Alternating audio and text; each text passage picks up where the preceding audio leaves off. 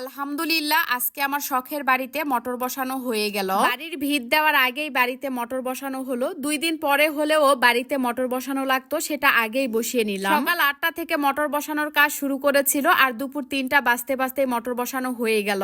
আমাদের বাড়িতে আগে যে মটর ছিল সেটা দিয়ে অনেক আয়রন বের হতো, কোনো জিনিসপত্রই ভালো থাকতো না, সবকিছুই লাল হয়ে যেত। ভেবেছিলাম আমাদের পানি থেকেও হয়তো আয়রন বের হবে, কিন্তু ভাগ্য ভালো ছিল তাই একটু আয়রন বের হচ্ছে না। পানি থেকে আয়রন বের হলে খুব ঝামেলা হয়, কোনো জিনিসপত্রই ভালো থাকে না, এমনকি গোসল করলে মাথার চুলও নষ্ট হয়ে যায়। যাই হোক, মিস্ত্রিরা মটর বসানোর কাজ শেষ করে সবাই মিলে চলে এসেছে দুপুরের খাওয়া দাওয়া করতে। আমরা তো আগেই রান্না বান্না করে রেখে দিয়েছি, করলা ভাজি, শিম ভাজি আর মাছ দিয়ে আলুর ঝোল রান্না করা হয়েছিল। আজকে আমি একটা রান্নাও করিনি, সব রান্নাগুলোই আপু একা হাতে করেছে। মটর বসানো মিস্ত্রিদের নাকি দই মিষ্টি খাওয়াতে হয়, এতে করে নাকি পানি খেতে মিষ্টি লাগে। তাই আপনাদের ভাইয়া বাজার থেকে দই মিষ্টিও এনেছে তাদেরকে খাওয়ানোর জন্য। মনে হচ্ছে আমার শখের বাড়িতে প্রথম মেহমান আপ্যায়ন করলাম। ইচ্ছে আছে আমার শখের বাড়ির কাজ শেষ হলে ছোট্ট একটা অনুষ্ঠান করে সব আত্মীয় স্বজনকে একসাথে করব। সবাই দোয়া করবেন যাতে করে আমার ছোট্ট ছোট্ট স্বপ্নগুলো পূরণ করতে পারি।